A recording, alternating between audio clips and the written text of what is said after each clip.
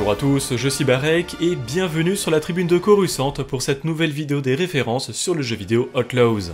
J'ai prévu de traiter les références d'Outlaws en 5 vidéos et tous les gameplays que vous verrez proviennent des lives que j'ai réalisés sur Twitch, donc n'hésitez pas à nous suivre là-bas pour découvrir ensemble les prochains jeux vidéo Star Wars. Et bien évidemment, cette vidéo sera full spoiler sur le jeu de base. La première planète que l'on visite vraiment dans le monde ouvert d'Outlaws n'est pas vraiment une planète, puisqu'il s'agit de la lune de Toshara du système Toshal. La capitale de Toshara s'appelle Mirogana et est bourrée de petites références. Tout d'abord, au spatioport et au final à de nombreux autres endroits sur les planètes du jeu, on retrouve un transport Utilipide Sienar Chal, un modèle de vaisseau qui provient du Galaxy's Edge, le parc à thème Star Wars aux États-Unis, où il sert de restaurant ambulant aux cuisiniers Stronotugs. Le Utilipide est en fait une version avancée de la navette de transport de classe Shithipide, produite par l'ingénierie Aorchal, l'entreprise qui a construit la majorité des engins séparatistes avant et pendant la guerre des clones. Ainsi, sous l'Empire, l'entreprise s'est associée à Sienar pour sortir ce vaisseau, Sienar étant elle la corporation qui a produit les véhicules de la Grande Armée de la République, de l'Empire et qui fera ceux du Premier Ordre sous le nom Sienar Jaemus. Entre le spatioport et la ville de Mirogana, un point de passage est obligatoire, le checkpoint impérial.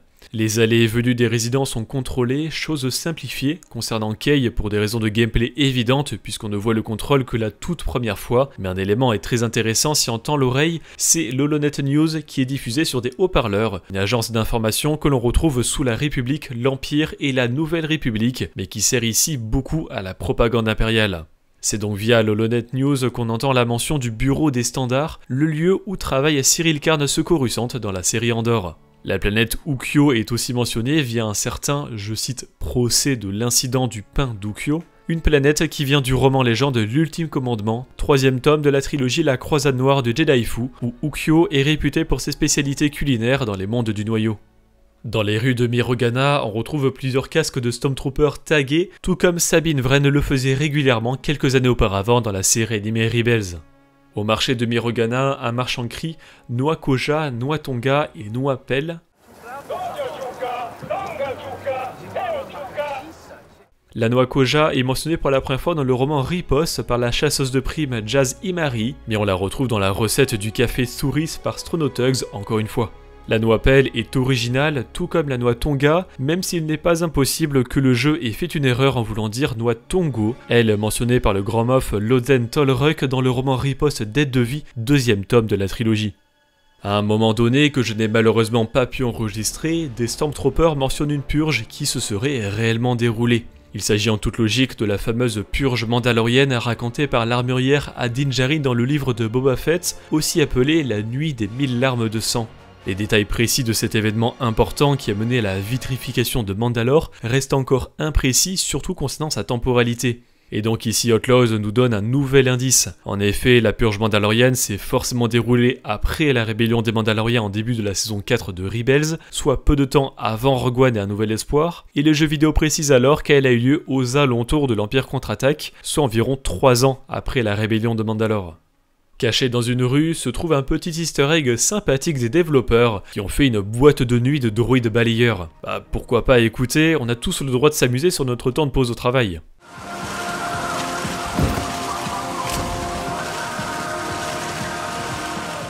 Et en plus, la récompense du coffre de ce lieu est un droïde balayeur à accrocher au speeder comme trophée.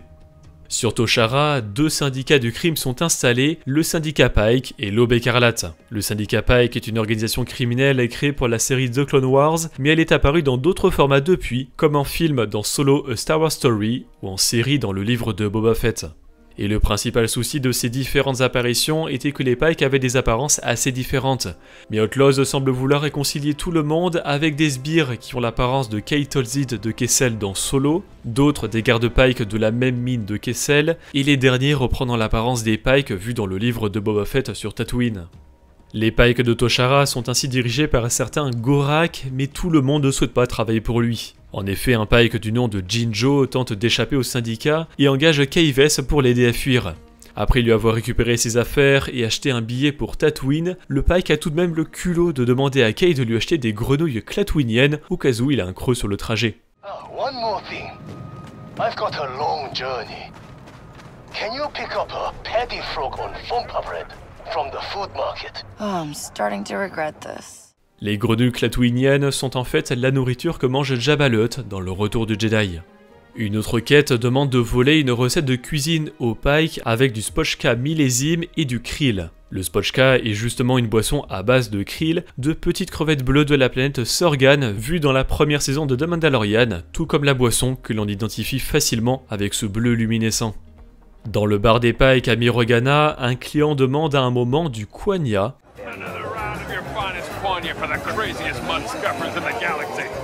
Une boisson qui provient du film Solo où Dryden Voss, le dirigeant officiel de l'Aube écarlate à ce moment, en boit un coup juste après avoir tué un homme dans son yacht. Mais le quagna de Solo était déjà une référence à un one-shot de Comic Legend sur le raid de Kessel, événement adapté dans le canon via le film lui-même. Et à la table de sabak des Pikes, on retrouve un personnage connu, le Quarren Tessek. Tessek est en fait le premier Quarren de Star Wars créé pour la ménagerie de Jabba le Hutt sur Tatooine dans le Retour du Jedi. Tessek joue donc ici au sabak avec les Pikes pour rejoindre les Hutt peu de temps après.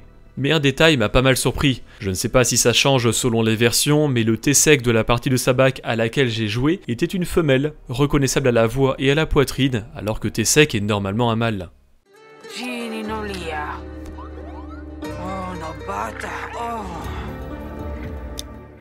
Durant toute l'aventure d'Outlaws, Kaives peut ramasser certaines armes de ses ennemis et parmi celles des Pikes, on retrouve le MPL-57 pour Multipurpose Launcher, un lance-grenade qui nous provient des jeux vidéo Battlefront, ainsi que le fusil blaster A300 que l'on retrouve utilisé par certains rebelles lors de la bataille de Scarif dans Rogue One.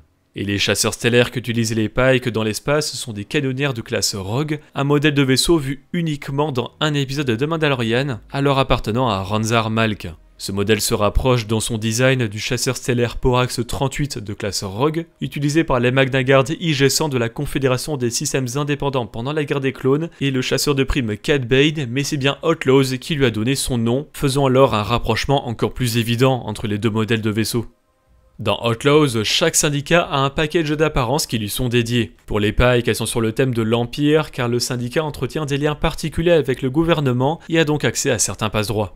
Ainsi Kaives peut revêtir une veste, une ceinture et un pantalon de déguisement impérial, reprenant le style des agents du BSI, le Bureau de la Sécurité Impériale.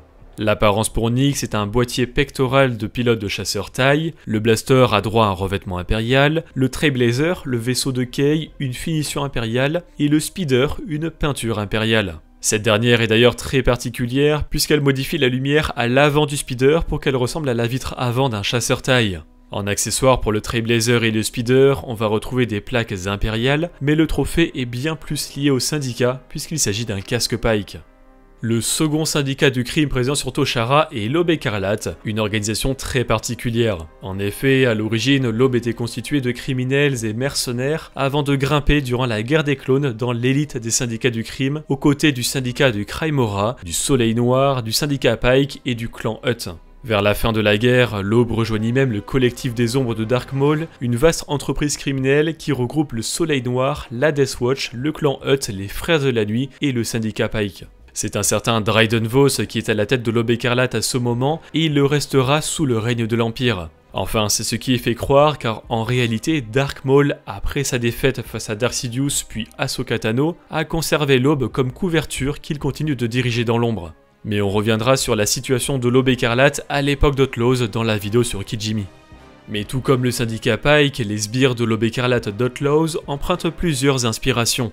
On retrouve des exécuteurs Ailobon, les troupes au service de Dryden Voss dans Solo, mais aussi des soldats masqués aux tenues rouges qui proviennent des comics War the Bounty Hunters, Crimson Reign et Hidden Empire, lorsque c'est Kira qui dirige l'Aube. Et une des armes de l'Aube écarlate que Kay peut ramasser est le fusil à percussion JND-41, celui utilisé par les exécuteurs Ailobon dans Solo justement.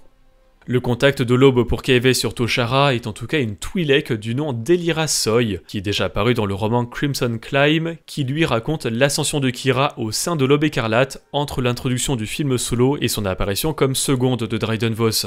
Mais je ne vais pas vous en dire plus sur Elira dans le roman car il n'est pas encore sorti en français.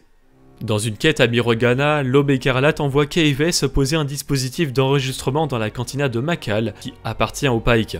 Et le dispositif ressemble en tout point au support qui contient les plans de l'étoile de la mort volés par les rebelles Jyn Erso et Cassian Andor dans Rogue One avant de les envoyer par transmission à la flotte en orbite de Scarif.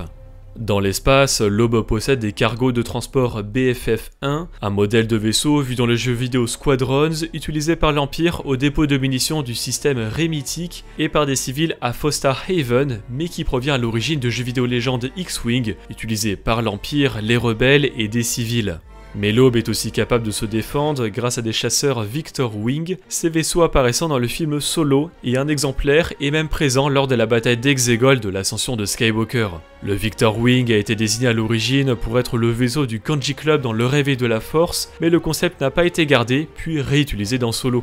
Et le nom du vaisseau était à la base V-Wing de par sa forme, mais ce nom était déjà pris par le chasseur V-Wing Alpha 3 de classe Nimbus de la République Galactique, alors son nom a été changé par Victor Wing, en référence au personnage de Victor Starspeeder de la série de livres jeunesse non canon, l'Académie Jedi. Les apparences débloquables dans Outlaws liées à l'Aube écarlate sont très distinguées, avec tout d'abord la tunique, la ceinture et le pantalon Règne écarlate, qui reprend d'ailleurs en VO le nom d'un des crossovers de comics de l'Aube, Crimson Reign, qui se déroule pile pendant Outlaws. Nyx a eu droit à une sacoche Règne écarlate, le blaster a son revêtement, le speeder sa peinture et le Trailblazer sa finition. Côté trophée, on retrouve un casque d'exécuteur Ailobon et en accessoire un poignard Kyuzo, comme ceux qu'utilisait Dryden Voss dans le film Solo. À Mirogana, mais aussi dans la majorité des villes explorables d'Outlaws, sont présentes des bornes d'arcade avec 3 jeux différents, qui reprennent des classiques de l'arcade tels qu'on la connaît. Tout d'abord, le Raven 6 est un jeu de tir où nous sommes dans un vaisseau et où il faut détruire un maximum de vaisseaux ennemis sans se faire toucher par les astéroïdes. On peut d'ailleurs remarquer que certains des vaisseaux à détruire sont des chasseurs de classe Fang, utilisés principalement par les protecteurs mandaloriens dans Rebels. Le deuxième jeu est Rider, et consiste en un parcours sur 3 lignes sur lesquelles il faut se déplacer pour prendre des boosts de vitesse et ne pas prendre d'obstacles. C'est en définitive exactement la même chose que les fameuses courses de fonceurs de jeux vidéo légende Knights of the Old Republic. Et enfin, le dernier jeu est le Wandering Psylop, où il faut suivre des yeux une carte qui va se déplacer face cachée. La carte à suivre est d'ailleurs, comme le nom du jeu l'indique, un Psylop, une carte de sabak dont on reparlera dans la vidéo sur Tatooine. À l'extérieur de Mirogana s'étend toute la plaine de Toshara balayée par ces vents. Et c'est ici que Kaives peut affronter la 3e faction de la Lune, elle présente sur toutes les autres planètes, l'Empire Galactique évidemment. Parmi les véhicules utilisés par l'Empire sur Toshara et un peu partout dans Outlaws, on retrouve la motojet 74Z des Scout Troopers du Retour de Jedi, le TSTT de l'Empire contre-attaque pour transport de surveillance tout-terrain et le TTI pour transport de troupes impériales K-79 S-80, un véhicule canonisé par Rebels qui était à l'origine un jouet Kenner créé en 1979. Et pour poursuivre sur les véhicules impériaux, on va retrouver 2 types de navettes, les classes Sentinelle apportées par l'édition spéciale d'un Nouvel Espoir et les T4A de classe Lambda du Retour de Jedi. L'Empire se défend évidemment avec des chasseurs taille LN, mais avec plus de niveau de recherche impériale, on va pouvoir croiser des intercepteurs taille IN, le croiseur de classe Gozanti et la corvette de classe Raider 2 au niveau maximal, le même modèle que le Corvus de l'Escouade Inferno dans la campagne du jeu vidéo Battlefront 2. Au sol, on retrouve sur Toshara en défense des batteries turbolaser lourdes XX9 qui ont même été utilisées pour défendre l'étoile de la mort dans Un Nouvel Espoir. Et en installation, on peut noter que le poste de communication impériale reprend le design de l'antenne du générateur de bouclier de la seconde étoile de la mort sur Endor. Parmi les troupes, il y a les classiques Stormtroopers, armés de leur fusil blaster E11, les Scout Troopers en speeder ou maniant un fusil blaster DLT-20A, l'arme du droïde chasseur de primes IG-88 dans l'Empire contre-attaque, les officiers impériaux et les Death Troopers, les troupes d'élite envoyées au niveau maximal de recherche impériale pour protéger les agents du BSI, le Bureau de la Sécurité Impériale. Les Death Troopers sont envoyés par le BSI via les TIE RP Reaper, un modèle de taille conçu pour déployer des troupes comme à la bataille de Scarif dans Rogue One. Les Death Troopers sont d'ailleurs équipés de carabines blaster E11D comme dans Rogue One. Enfin, certains Stormtroopers portent un équipement plus lourd avec un canon blaster Z6, une puissante arme utilisée depuis la guerre des clones et ici munie d'un bouclier léger portatif rappelant une des capacités du soldat lourd du jeu vidéo Battlefront 2. Côté cosmétiques et objets impériaux en dehors des pikes, on retrouve en breloque mineur un cylindre de données ou cylindre codé, qui sont les petits objets que portent les officiers impériaux dans leur poche de veste et qui leur donnent des accès aux zones restreintes.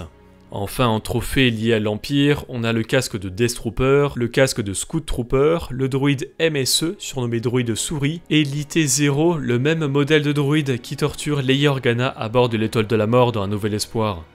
Dans Outlaws, 15 trésors d'Onyx sont à trouver qui permettent de débloquer des cosmétiques pour notre petit Mercal, dont la boîte à voix qui est d'après sa description un comlink personnel de mâle, probablement utilisé par des rebelles. Il s'agit d'une référence à Rogue One avec Jyn Erso qui en porte un durant l'opération Fracture, c'est-à-dire la tentative d'assassinat des rebelles contre Galen Erso sur Idoo, le concepteur du canon de l'étoile de la mort.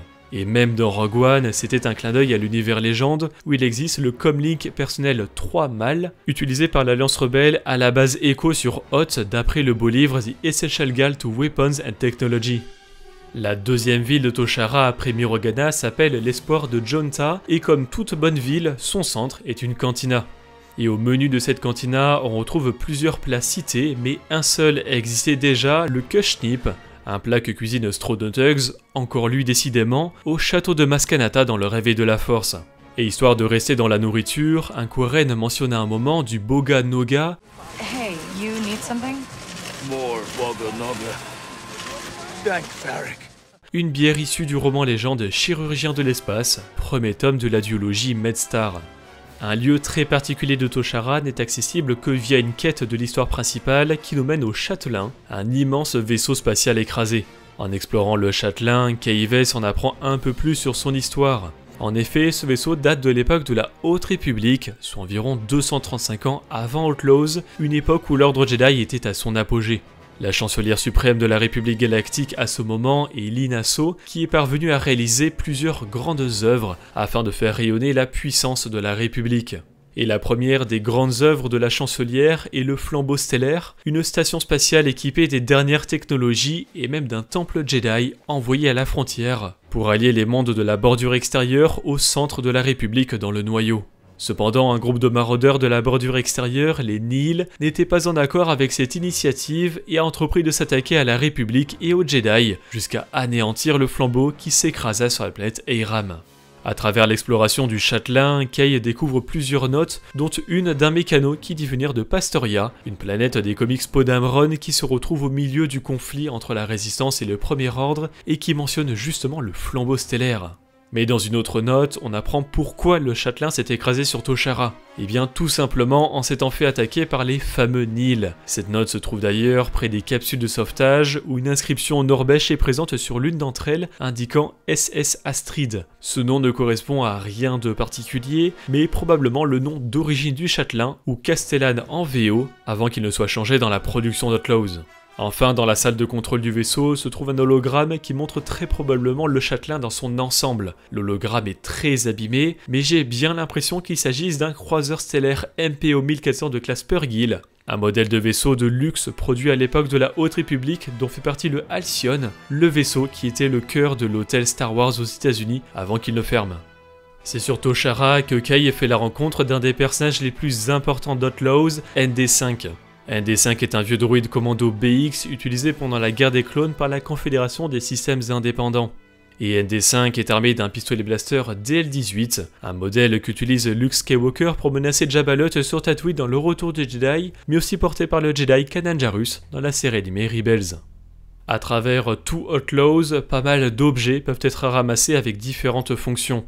Certains sont catégorisés objets de valeur et servent simplement à être revendus pour se faire des crédits facilement. Parmi ceux-là, il y a des colliers en eurodium, ce dernier étant un métal doré issu du roman légende Planète Rebelle et que l'on retrouve sur les dés de sabak de Han Solo et sur les boucles d'oreilles de Leia Organa dans Les Derniers Jedi. Le fer sylvien est un métal aimanté que Lando Calrissian utilise pour truquer un jeu dans le roman Barou d'honneur et que l'on retrouve aussi dans le jeu vidéo Jedi Fallen Order comme apparence du sabre laser de Cal Kestis.